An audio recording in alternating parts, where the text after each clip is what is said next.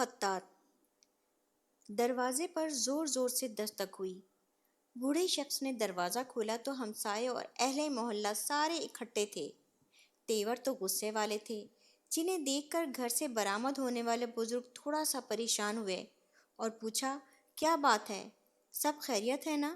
خیریت کہاں ہے بھائی، تمہارا لڑکا آئے روز ہمارے گھر کی دیواروں پر کوئلے سے پتہ نہیں کیا نقش و نگار بناتا رہتا ہے۔ ساری دیواریں اس نے کالی کر رکھی ہیں۔ تم اپنے لاڈلے کو منع کیوں نہیں کرتے؟ اسے سمجھاؤ ورنہ اچھا نہیں ہوگا۔ بڑے میاں نے وقتی طور پر اہل محلہ کو سمجھا بجھا کر بھیج تو دیا، لیکن وہ اس شکایت سے قدرے نالاں بھی تھے۔ بیٹے کو سمجھایا، یار باز آ جا، کیوں تو لوگوں کو تنگ کرتا ہے؟ اپنی پڑھائی پر دھیان دے اور آئندہ شکایت کا موقع نہ دینا۔ بیٹے نے سر جھکا کر سن تو لیا، لیکن وہ باز رہنے والا کہاں تھا۔ یہ آڑی ترچھی لکیریں تو اس کا شوق تھا، اور اس شوق سے لا تعلقی کون اختیار کر سکتا ہے؟ پھر اس لڑکے نے باپ کا مان رکھتے ہوئے دیواروں کو کالا کرنا ترک تو کر دیا، لیکن دیواروں کے علاوہ جو بھی خالی جگہ ملتی وہاں پر چوک یا کوئلے سے کچھ نہ کچھ بناتا رہتا۔ یوں یہ شوق پروان چڑھتا رہا۔ اسکول میں اساتذہ کی غیر موجودگی میں تختہ سیاہ پر چاک کی مدد سے وہ اپنے شوق کی تکمیل کرتا رہتا۔ کبھی ڈانٹ اور کبھی حوصلہ افزائی، دونوں برابر ملتے رہے۔ وقت گزرتا رہا۔ اسکول میں منعقدہ خطاطی اور خوش نویسی کے مقابلوں میں حصہ لینا شروع کر دیا۔ جو بھی لکھا ہوا یا بنا ہوا نمونہ دیکھتا اسے ہو بہو چاک کی مدد سے بنا لیتا تھا۔ خوش نویسی کے قواعد یا خطوں کی پہچان تو اسے بالکل بھی نہ تھی، لیکن جیسا بھی مشکل سے مشکل خط ہوتا وہ اسے کاغذ پر اتار لیتا۔ کوئی پوچھتا کہ یہ کون سا خط ہے یا کون سا اسٹائل ہے تو وہ بتا نہیں سکتا تھا، کیونکہ اس کے پاس باقاعدہ تعلیم تو نہیں تھی، نہ ہی پہچان تھی۔ کلاس میں سب سے پہلے آتا، چوک سے تختہ سیاہ پر اپنی مشق کرتا، باقی ہم جماعتوں اور اساتذہ کے آنے سے پہلے وہ ٹھیک ٹھاک مشق کر لیتا، اور اگر کبھی کبھار کوئی استاد دیکھ لیتا تو حیران رہ جاتا کہ نو آموز بچے کا اتنا عمدہ خوش خط۔ آہستہ آہستہ اس کی مشق میں پختگی تو آ گئی، لیکن باقاعدہ رہنمائی سے محروم ہی رہا۔ اسکول میں کوئی خطاطی کا استاد نہیں تھا، اور آرٹ یا ڈرائنگ کا استاد اسے تھوڑا بہت سکھا تو دیتا تھا، لیکن وہ لڑکا ان استادوں سے زیادہ بہتر لکھ لیتا تھا۔ چھوٹے چھوٹے مقابلے جیتتا رہا، محلے میں بھی بینر اور اشتہار لکھنے والے کی حیثیت سے پہچان بنوا لی۔ اسی دوران میٹرک کر لی، اور آگے تعلیم رکھنا مشکل ہو گیا تو اسکول جانا چھوڑ دیا۔ برش اور رنگ لیتا اور گلیوں محلوں میں نکل جاتا، لوگوں کی دکانوں پر نام لکھتا، بینر لکھتا اور چند پیسے کماتا۔ اس کام سے اسے تسکین نہیں مل رہی تھی۔ وہ اس کام کو اپنا اوڑھنا بچھونا بنانا چاہتا تھا، لیکن اسے کوئی راہ نہیں مل رہی تھی۔ اسکول جب چھوڑ دیا تو وقت کی فراوانی بھی ہو گئی اور کام میں روانی بھی ہو گئی۔ ایک دن اسے کہیں سے ایک کتاب مل گئی جس کا نام تھا خوش خطی سیکھیں۔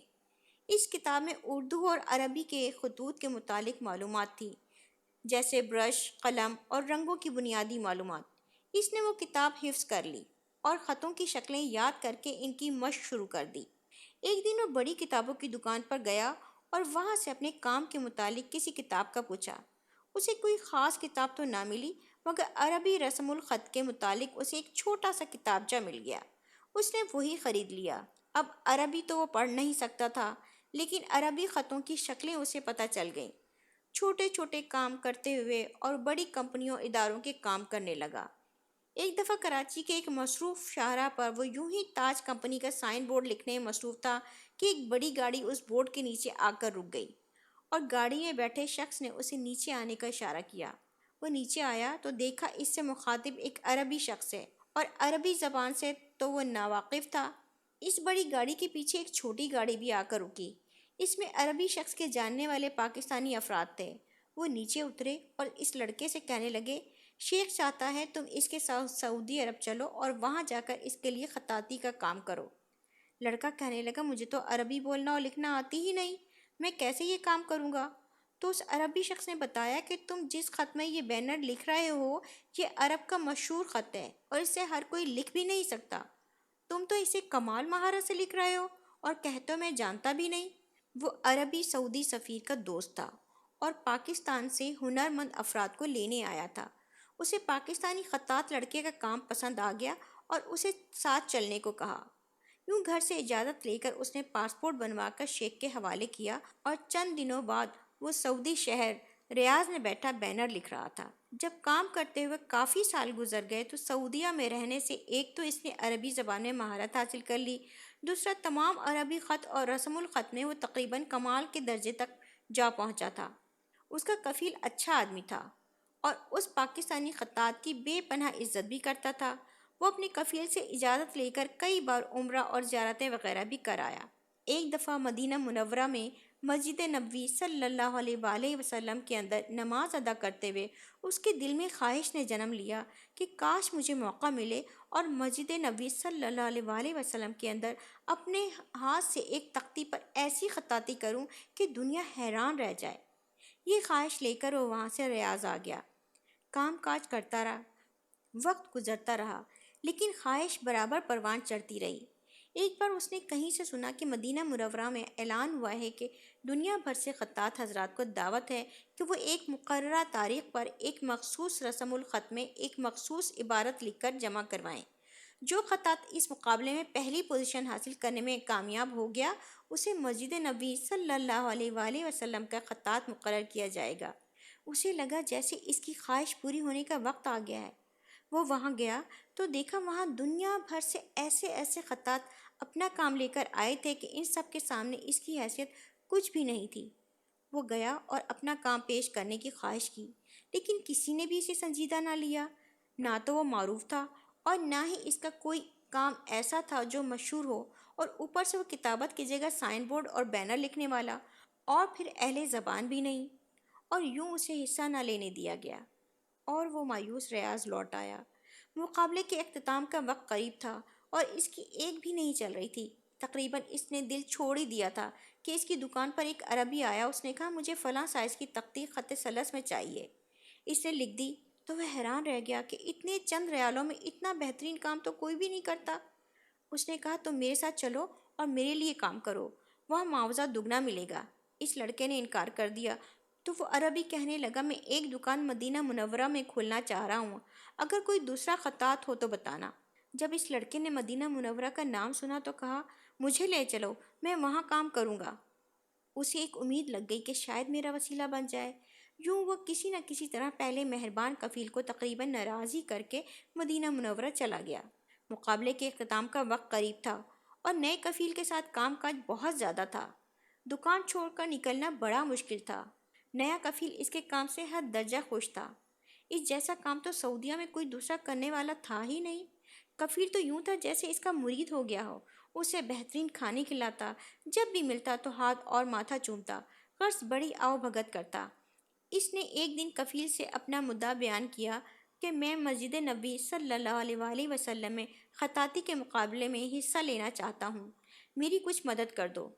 کفیل نے اس کی بات مان لی اور اپنے جاننے والے سے کہلوا کر اسے کسی طرح اس مقابلے تک لے ہی گیا۔ بڑی مشکل سے اس کا نام رجسٹر ہوا اور اسے مقابلے کے لیے بطور نمونہ پہلے ایک عبارت لکھوائی گئی، پھر اسے شریک کیا گیا۔ یوں اس کی لکھی ہوئی تختی اور وہ اس مقابلے میں شریک ہو گئے۔ مقابلہ ختم ہوا اور نتائج کے اعلان کا دن تھا۔ دنیا بھر سے ماہر اساتذہ کے درمیان اس کا کام کیا حیثیت رکھتا تھا؟ بہرحال مقابلے کے نتیجے کا اعلان ہوا اور خلاف توقع وہ دنیا بھر کے ماہر خطاطوں کو پچھاڑ کر اول انعام کا حقدار ٹھہرا۔ امام الحرم اور جیوری نے جب اس خطاط کا نام اور ملک پوچھا تو کہنے لگا شفیق الزمان پاکستان سے۔ پورے مجمع پر خاموشی چھا گئی اور پورے عرب کے خطاط ایک دفعہ حیران رہ گئے کہ اجنبی نام اور غیر عرب کیسے اہل عرب سے جیت گیا، اور وہ شخص جیتا جسے مقابلے میں شریک ہی نہیں ہونے دیا جا رہا تھا۔ یوں جناب محترم شفیق الزمان کی خوش نصیبی اور سعادت کہ کہاں ایک تختی لگانے کی خواہش اور کہاں در و دیوار منور کرنے کے لیے مسجد نبوی صلی اللہ علیہ وآلہ وسلم کا خطاط مقرر کیا گیا۔ آہستہ آہستہ وہ وہاں کے تمام خطاطوں کے استاد بن گئے۔ آج سعودی عرب میں نصف صدی کے لگ بھگ عرصہ گزرنے کے بعد مسجد نبی صلی اللہ علیہ وآلہ وسلم کے در و دیوار پہ 85% کام شفیق الزمان کے ہاتھوں کا لکھا ہوا ہے۔ حتیٰ کہ جس دروازے باب الاسلام سے داخل ہو کر اور جس مقام پر پہنچ کر سارا عالم اسلام روضہ اقدس صلی اللہ علیہ وآلہ وسلم پر حاضری اور سلام کی سعادت حاصل کرتا ہے، ان تمام جگہوں کو شفیق الزمان کے قلم اور برش نے مزین کر رکھا ہے۔ ایک اجمی کا خطاط المسجد النبی صلی اللہ علیہ وآلہ وسلم پانا ایک معجزہ اور ایک سعادت سے کم نہیں۔ آج حرم مکی کے امام حرم مدنی کے خطاط سے ملنے میں سعادت اور فخر محسوس کرتے ہیں۔